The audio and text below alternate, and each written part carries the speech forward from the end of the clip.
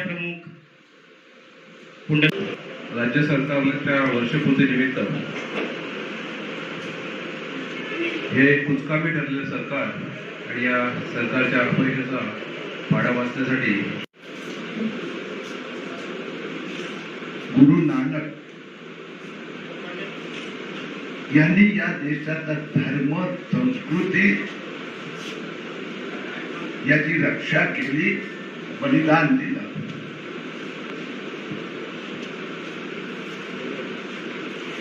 योगायोग आहे की काय गुरु नानक जयंतीच्या निमित्ताने आज मी पालघरमध्ये आहे. माझी मूळ पत्रकार वार्ता ठाकरे सरकारचे एका वर्षाचे 10 घोटाळे, पण मी सुरुवात पालघर असल्यामुळे एक एडिशनल विषय घेतो. शिवसेनेचा बदलता भगवा रंग. सुरुवात पालघर वाचून झाली. ज्या हिंदू हृदय सम्राट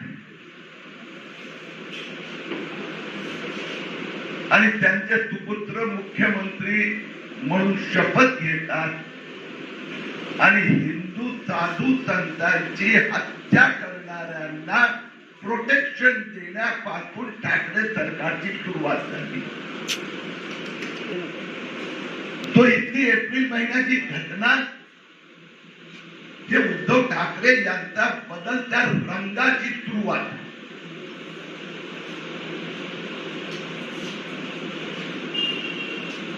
हत्या मुख्यमंत्र्यांचं आणि त्यांच्या गृहमंत्र्यांचं येते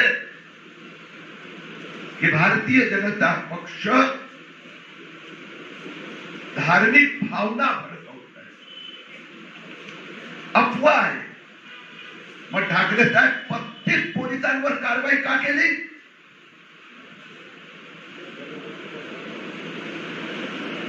का उद्धवजी ठाकरे उत्तर देणार? एप्रिलचा 3रा आठवड्यात आपण म्हणतात हे बोगस आहे, भारतीय जनता पक्षाचा कटकारस्थान आहे, सरकारला बदनाम करण्याचं. 35 पोलिसांवर कारवाई आपण केली ना. आणि गेल्या 8 महिने जे मूळ आरोपींना प्रोटेक्शन देत आहेत, तिथे फिरवतात.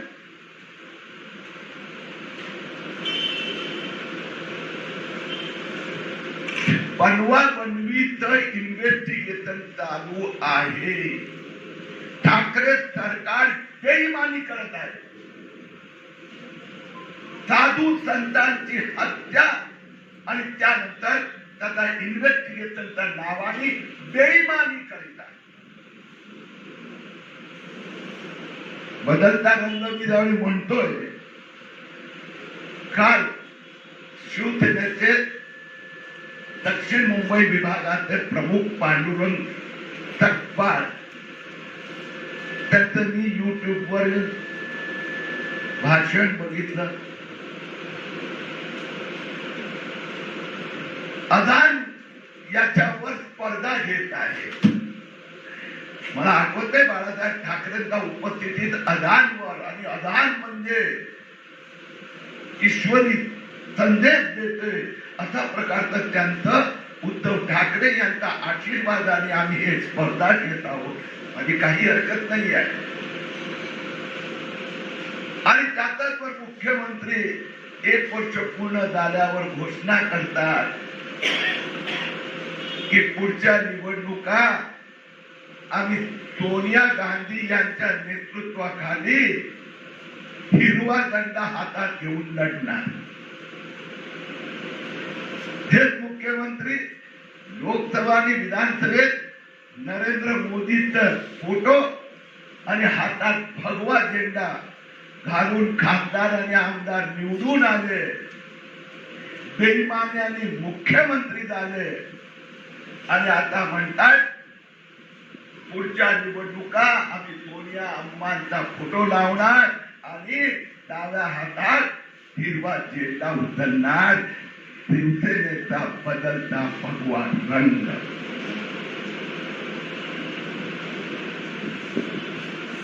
आजची जी पत्रकार वार्ता आहे भारतीय जनता पक्षाने संबंध महाराष्ट्रात पत्रकारांची पदाधिकाऱ्यांची चर्चा करून या सरकारचे कारनामे एक आपल्याला स्टेटमेंट दिलेलं आहे.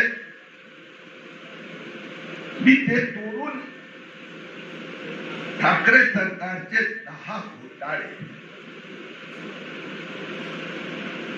आता नुकताच गेल्या आठवड्यात MMRDA 175 कोटीचा घोटाळा बाहेर आला. मला उद्धव ठाकरेजींना प्रश्न आहे की उद्धव ठाकरे MMRDA अध्यक्ष आहेत. बेलाटपियर येथील मॅजिस्ट्रेट कोर्टाने आदेश दिले. खूप मोठा घोटाळा झालेला आहे आणि त्याच्यावर ताबडतोब FIR रजिस्टर करा. बेलाटपियर येलोगेट पोलीस स्टेशन मध्ये मी स्वतः जाऊन आलो. 175 कोटी रुपयाचा घोटाळाची FIR आहे. फॉरेन ट्रान्झॅक्शन झालेले आहेत. पैसे नंपास झाले आहेत. ईडी कारवाई करते. ठाकरे सरकारची पोलीस का कारवाई करत नाही? 1 महिना झाला अजून तर फाईलला हात लावण्यात आला नाही. आणि मला आता माहिती मिळाली आहे उद्धव ठाकरेजी आणि त्यांच्या गृहमंत्र्यांनी मुंबई पोलिसांना आदेश दिलाय हे प्रकरण दाबण्यात यावं. इन्व्हेस्टिगेशन ऍक्शनची सुरुवात मुंबई पोलिसांनी करायला हवी होती. MMRDA चे पैसे बुडाले आहेत. MMRDA ने साधी कंप्लेंट सुद्धा केलेली नाही. म्हणजे एका बाजूला उद्धव ठाकरे चेअरमॅन 175 कोटी रुपये आपल्या पक्षाच्या नेत्यांना भ्रष्टाचारा मार्गाने पाठवून करतात आणि दुसऱ्या बाजूला उद्धव ठाकरे शिवसेना अध्यक्ष मुंबई पोलिसांना निर्देश देतात याच्यावर कारवाई होता कामा नये.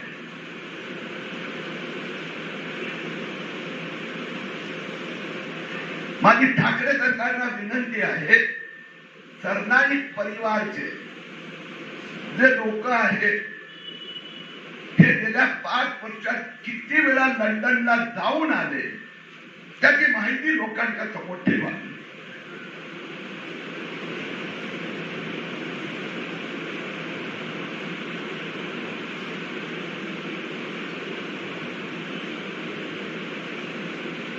दीड महिन्यापूर्वी मी दहिसर जमीन घोटाळा काढला.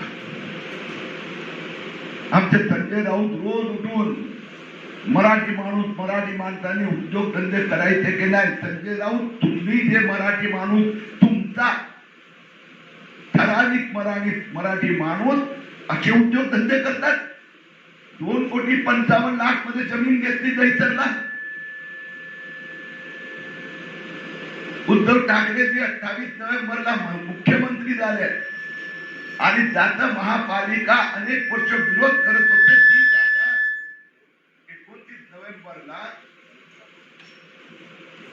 29 नोव्हेंबरला ती जागा 900 कोटी रुपये 349 कोटीचं पेमेंट केलं उद्धव ठाकरे साहेब यांची मुंबई महापालिकेने आणि संजय राऊत तो बिल्डर झाला अल्पेश अल्वेरा. म्हणजे मराठी माणसांच्या भावना भडकवून 900 कोटीचा घोटाळा संजय राऊत यांच्या शिवसेनेत. आणि गेल्या महिन्यात मंत्रालयाच्या आदेशामुळे मी उद्धव ठाकरेजींना चॅलेंज करतोय, ठाकरे सरकारला चॅलेंज करतोय. जानेवारी 2020 मध्ये मुंबई महापालिका आयुक्त प्रवीण परदेशीने विरोध केला. याला असं पेमेंट करता देता कामा नये. विधान भवनात मंत्रालयात मीटिंग झाली. महापालिकेच्या 7 अधिकाऱ्यांना त्या मीटिंग मध्ये बोलवण्यात आलं. त्याला धमकवण्यात आलं. या बिल्डरचा ताबडतोब 15 फेब्रुवारी पर्यंत 349 कोटीचं पेमेंट झालंच पाहिजे. मी उद्धव ठाकरेंना चॅलेंज देतोय. 28 नोव्हेंबर ते 15 फेब्रुवारी पर्यंत सगळे पत्रव्यवहार, सगळ्या मीटिंग, मंत्रालय, विधान भवनातल्या सगळ्या मीटिंगच्या मिनिट हे ठोकांच्या समोर ठेवा. हा घोटाळा ठाकरे सरकारने उद्धव ठाकरेंच्या नेतृत्वाखाली केलेला आहे.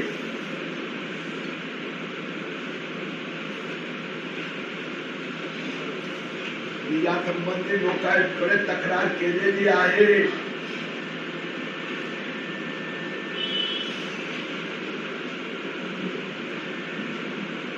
मुंबई मेट्रोचा घोटाळा आजच आहे.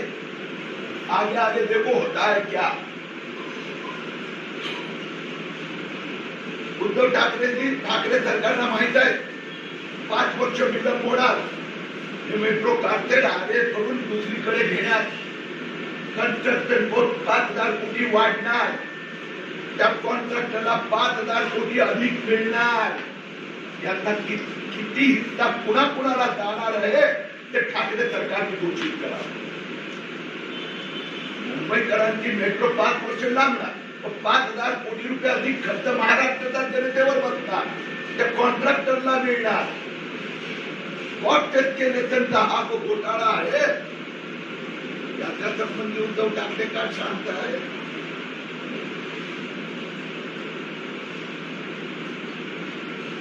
चौथा घोटाळा मुंबईचे महापौर किशोरीताई पेडणेकर परळीतील गोमाता जनता सहकारी एजन्सी मध्ये मुंबईच्या महापौरांनी झोपडपट्टी वासियांना दिलेले 6 गाडे छापले, चोरले. एजन्सीने ते कबूल केलं. उद्धव ठाकरे का त्याच्यावर ऍक्शन घेत नाही. का घेत नाही.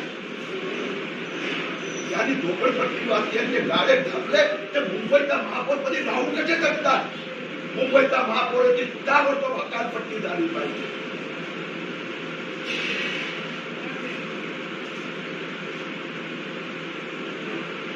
उद्धव ठाकरे तिथे राईट मंत्री अनिल परब यांनी म्हाडाची जमीन छापली. त्याच्यावर अनधिकृत बांधकाम केलं. अनिल परब यांना म्हाडाने नोटीस दिली. फेब्रुवारी 2020 मध्ये अनिल परबना ठाकरे सरकारने परत नोटीस दिली की आपण अनधिकृत बांधकाम केलेलं आहे. आता मध्यम वर्गीयांसाठी ठेवण्यात आलेली म्हाडाची जमीन जो व्यक्ती चोरतो त्याला अनधिकृत बांधकाम बांधतात आणि ते मंत्री जातात. का उद्धव ठाकरेची त्याच्यावर कारवाई करत नाही आहे. ठाकरे सरकारचा आणखीन एक घोटाळा. त्यांचे दुसरे मंत्री जितेंद्र आव्हाड अर्थ नावाचा एक खंडणी वसूल 72 एनजीओ बोगस सामाजिक संस्था त्याला जितेंद्र आव्हाडांनी अधिकार दिले वसुलीचे. एतारच्या अधिकाऱ्यांना आदेश दिले तुम्ही त्याच्या बरोबर जायचं. 69 एतारेचे जॉईंट विजिट करायचे. अशा प्रकाराने मंत्री महोदय स्वतः वसुलीचा धंदा सुरू करतात. महाराष्ट्राच्या जनतेला सगळ्या जनतेला खाणारा सतावणारा 10,000 कोटी रुपयांचा वीज बिल घोटाळा. 10,000 कोटी रुपयाचे बोगस वीज बिल पाठवण्यात आले. इन्स्पेक्टेड म्हणजे वाढीव रक्कम बोगस बिल पाठवण्यात आले. एका बाजूला ठाकरे सरकारचे ऊर्जा मंत्री पाठवून बाकी सगळे भाषण करतात, आम्ही बिल मोफत देणार, आणि त्याच्या समोर 10,000 कोटीचे वाढीव बिल. लॉकडाऊन आहे, कोविड आहे, वीज बिलांचे दर कमी करा. त्याच्याऐवजी 1 एप्रिल 2019 पासून ठाकरे सरकारने 22% दरवाढ केली, अधिकृत दरवाढ. सरासरी बिलांच्या नावाने तो घोटाळा झाला आहे. कोविडच्या बद्दल मी जास्त काय बोलणार नाही.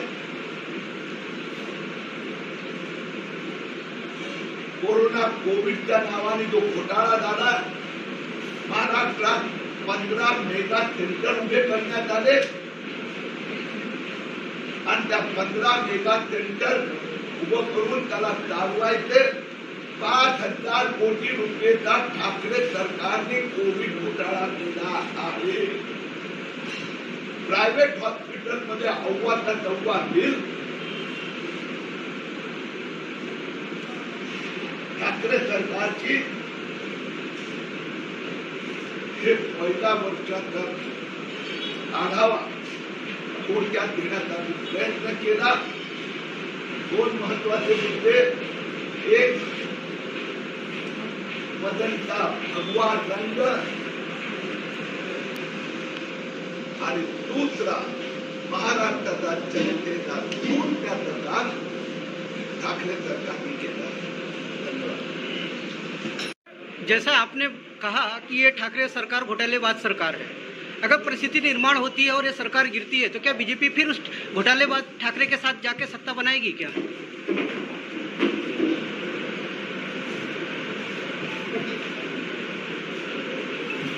संजय जी एक बार पूछिए फिर से।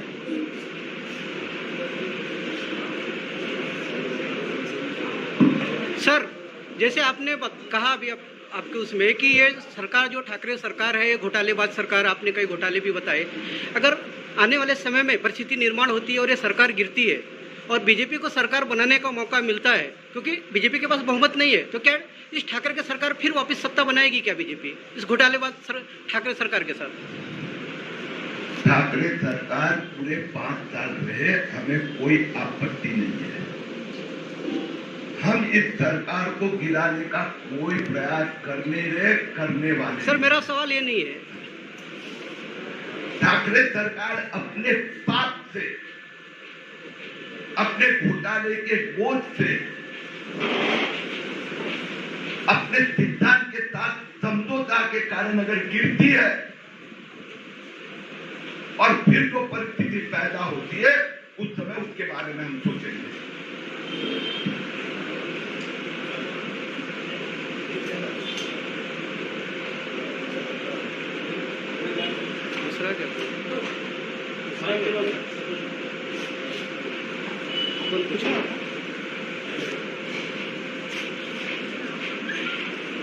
सर, मी पंढरनाथ गायकवाड पत्रकार बोलतोय.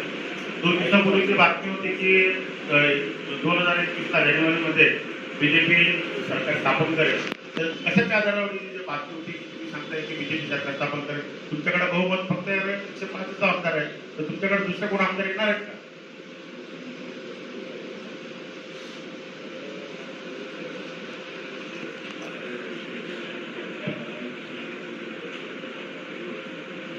मी पुन्हा एकदा रिपीट करतो,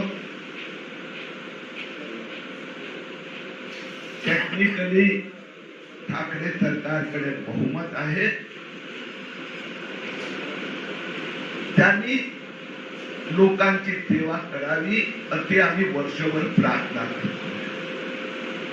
पण त्याच्याऐवजी जे अत्याचार शेतकऱ्यांपासून सामान्य माणसांवर कोविडच्या दरम्यानचा मी एकच आकडा देतो की मुंबई शहरात 2019 मध्ये दर महिन्याला 6 ते 7 हजार मृत्यू व्हायचे. 2020 मध्ये पण जानेवारी, फेब्रुवारी, मार्च मध्ये सरासरी 6.5 ते 7 हजार मृत्यू.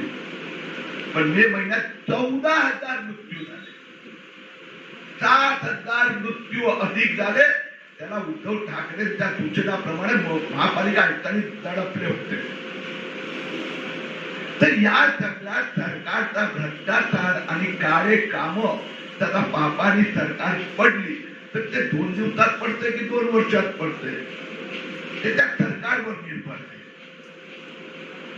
सरकार पडल्यानंतर जी परिस्थिती उभी होणार त्यावेळी बघू. त्या आमच्या एका नेत्यांनी जे वक्तव्य केलं त्याचा सारांश असा आहे की हे सरकार एवढं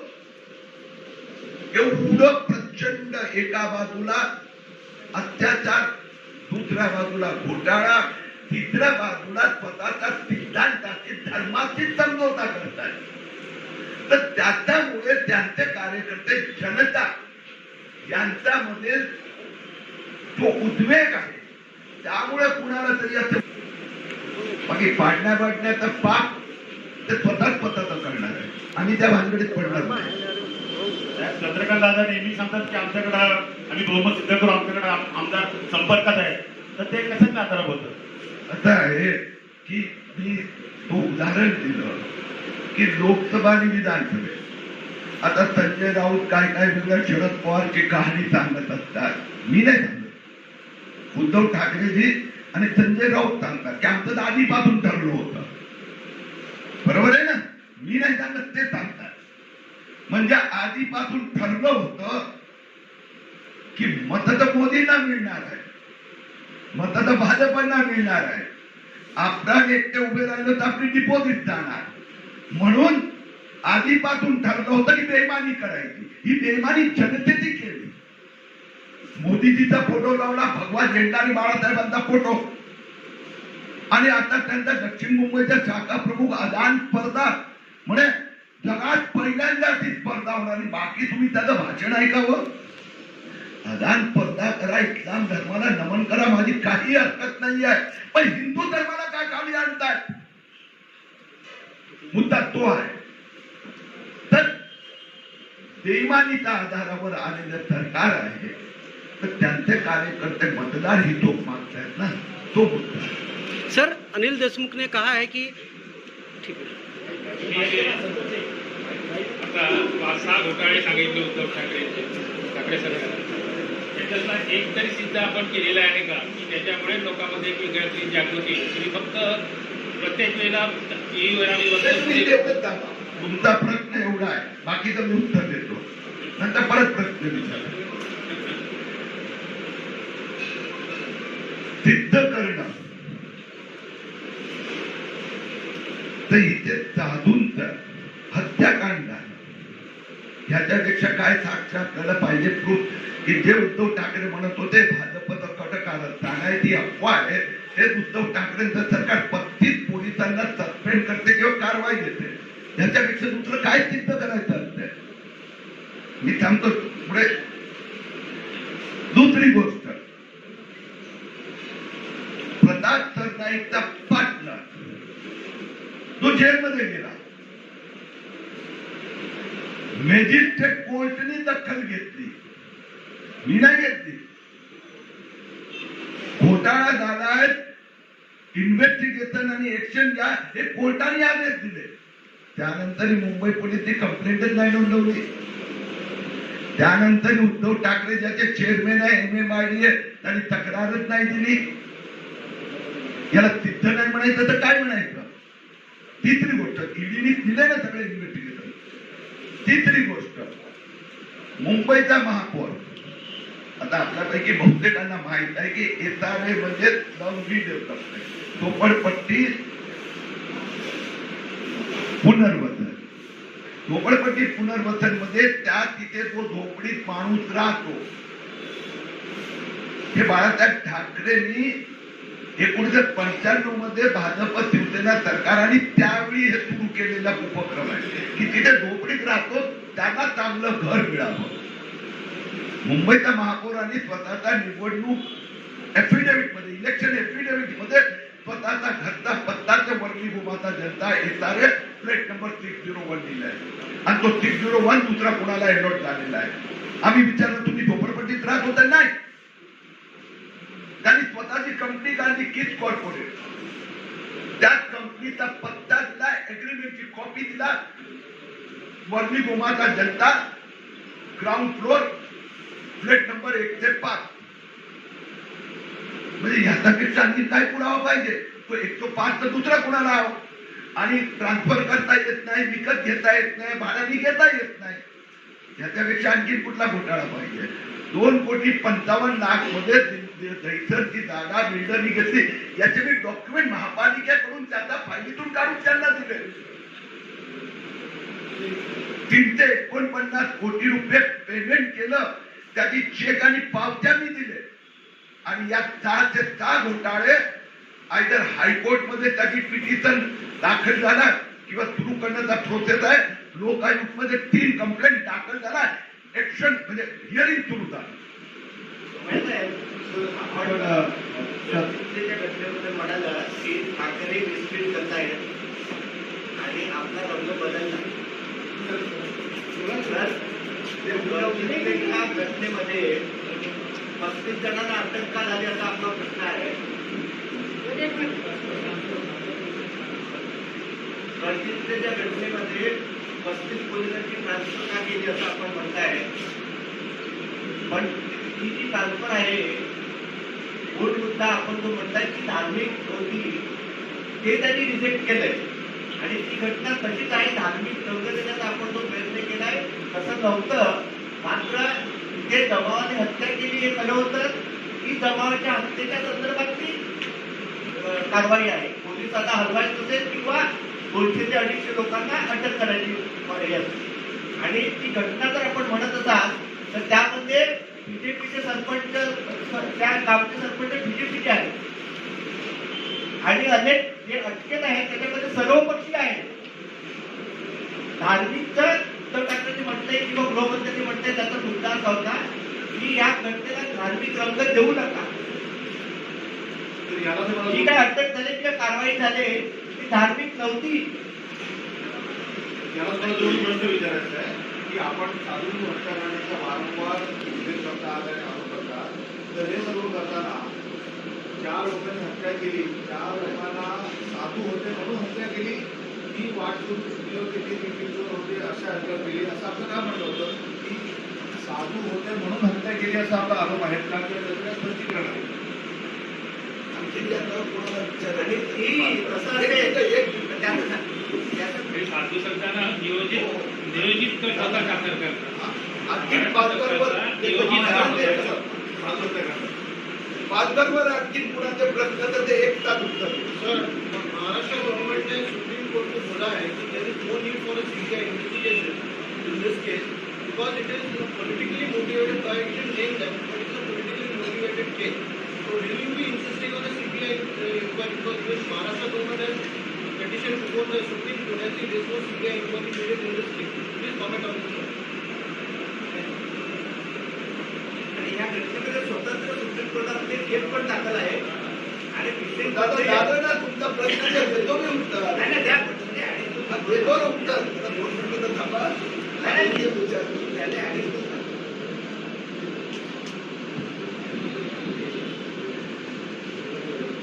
पालघर में जो साधु की हत्या हुई उससे कोई इनकार नहीं कर सकता और वह हत्या साधु थे इसलिए हुई ऐसा कोई स्टेटमेंट देने तैयार है तो पुलिस स्टेशन में जाके स्टेटमेंट दे.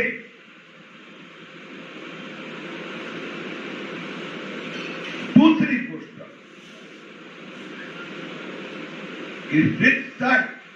मुख्यमंत्री उद्धव ठाकरे आणि अनिल देशमुखांचे स्टेटमेंट तुम्ही एप्रिल महिन्याचे काढून पहा. त्यात त्यांनी स्पष्ट सांगितलं होतं ही अशीच घटना झाली आहे.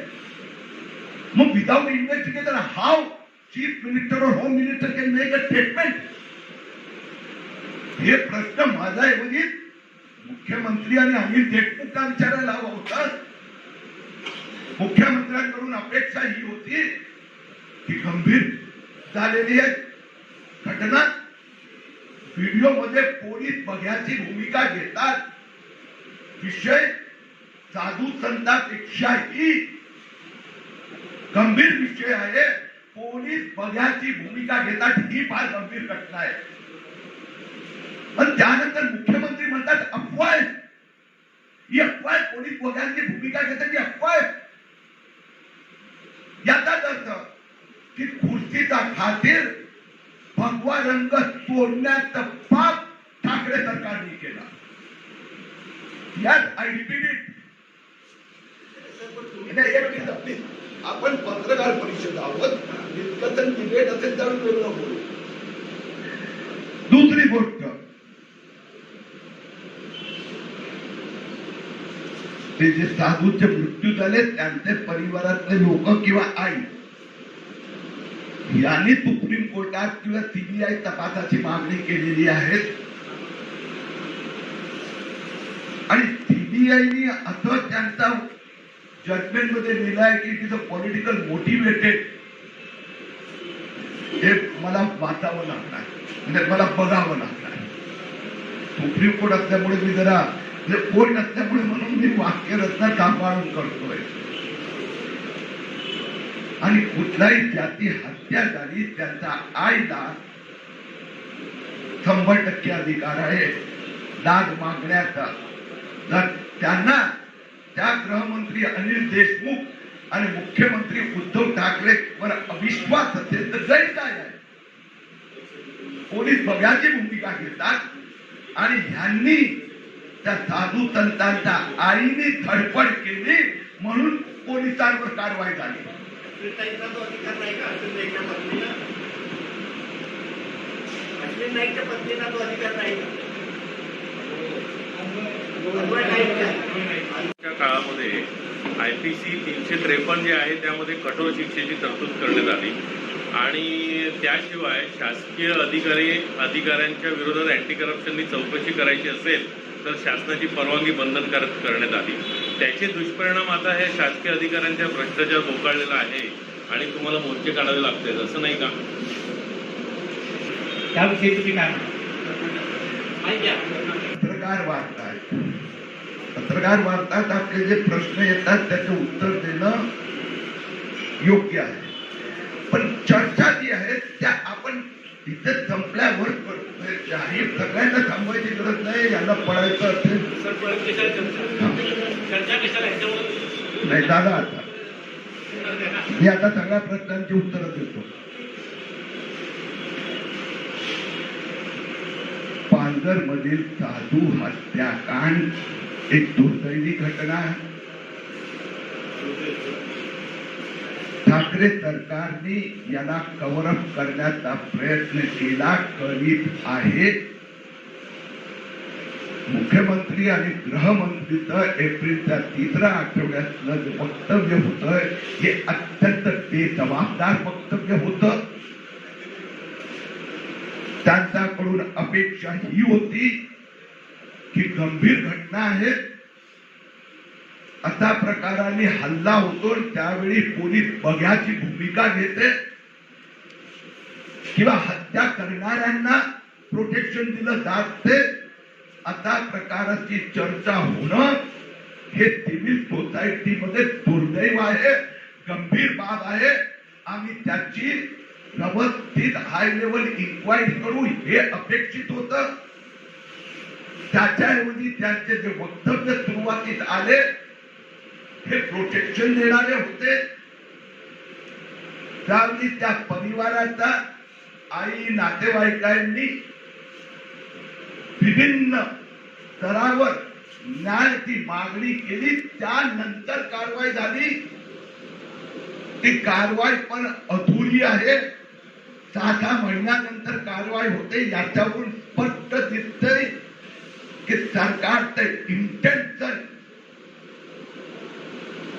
मध्येच शंका आहे आणि अशा प्रकारचा घटना कुठेही होत असेल प्लीज कुठेही होत असेल हे दुर्दैवी आहे. आणि आता दुर्दैवी घटना घडल्या तर त्याच्यावर योग्य इन्व्हेस्टिगेशन आणि ऍक्शन व्हायला हवे.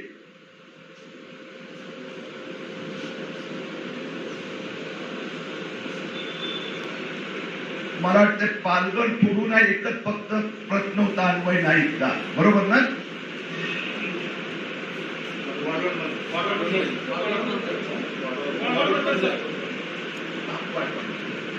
क्षमा मागतो. वाढवाड बंदराचं मी आता त्या संबंधी उत्तर देत नाहीये. बाकीचे इथले लोक आहेत तर परत फेवरेट पुढे किंवा भूमिका काय वाढवण बंद झाला पाहिजे की नाही झाला पाहिजे? मी दिलं ना उत्तर झाला की वाढवाण बंदर हा वेगळा विषय आहे. आता आमचं कॉन्सन्ट्रेशन ठाकरे सरकारची पहिल्या वर्षाची कारवाई. तुमचा प्रश्न अयोग्य मी नाही बोललो दादा. एक मिनिट झालं हो, माझं उत्तर झालं. तुम्हाला जे छापायचं ते छापा, चर्चा नाही. अन्वय नाही, त्यांना अन्याय नको व्हायला ना. अन्वय नाईक परिवारासंबंधी आम्हालाही दुःख वाटतं. प्रश्न मी जो उपस्थित केला तो उद्धव ठाकरे परिवाराच्या संबंधित उपस्थित केला होता, अन्वय नाईक परिवारासंबंधी नाही. पण त्याचं उत्तर देण्याची उद्धव ठाकरेची आणि शिवसेनामध्ये हिंमत नसल्यामुळे त्यांनी माझा प्रश्नाला डायव्हर्ट करण्याचा प्रयत्न केला. सौ रश्मी उद्धवजी ठाकरे यांनी जमिनीचे त्यांचा एफिडेव्हिट मध्ये 40/12 उतारे दाखवले. 40 त्यातला 3 उतारे डबल दाखवले, 2 वेळा दाखवले. त्या संबंधी मी उद्धवजी ठाकरेकडून स्पष्टता मागितली, अजूनपर्यंत दिली नाहीये की कुठली चूक झाली आहे की दुसरी कुठली जमीन लपवण्यासाठी केली. तर 40 पैकी 6 निघाल्यानंतर फक्त 34 उरले. 34 पैकी 30/12 उतारे अन्वय नाईक परिवाराचे आहे. याचा अर्थ काय होतं हे महाराष्ट्राच्या जनतेला समजतंय की पूर्ण आयुष्यात 34/12 त्यांना 30 अन्वय नाईक परिवाराचे, आणि तेही रवींद्र पायकर परिवाराने उद्धवजी ठाकरे परिवाराने जॉईंटली घेतले. माझ्यापेक्षा आपल्याला जमिनी व्यवहारासंबंधी ग्रामीण भागात राहत असल्यामुळे जास्त माहित आहे. स्वतःचं घर बांधण्यासाठी बिझनेस पार्टनर बरोबर घेत नाही कोणी जमीन जॉईंटली. म्हणून माझा प्रश्न सोपा होता. उद्धवजी ठाकरे आपल्या आणि अन्वय नाईक परिवाराची त्या व्यवहाराचा बॅकग्राऊंड मध्ये संबंध काय, आपल्या आणि रवींद्र वायकर परिवाराचे संबंध काय, पिता पुत्र आई मुलगा यांचं जमिनीवर 7/12 जॉईंट नावं मी पाहिली आहे. परंतु वायकर आणि ठाकरे बिझनेस रिलेटेड असेल तर काही चूक नाही आहे, पण सांगा ना जनतेला. म्हणून माझ्या प्रश्नांचं अजूनपर्यंत तिथून उत्तर मिळालेलं आहे. तिथून उत्तर मिळाल्यानंतर मी आपला पुढचे प्रश्न स्वीकारू शकणार. धन्यवाद.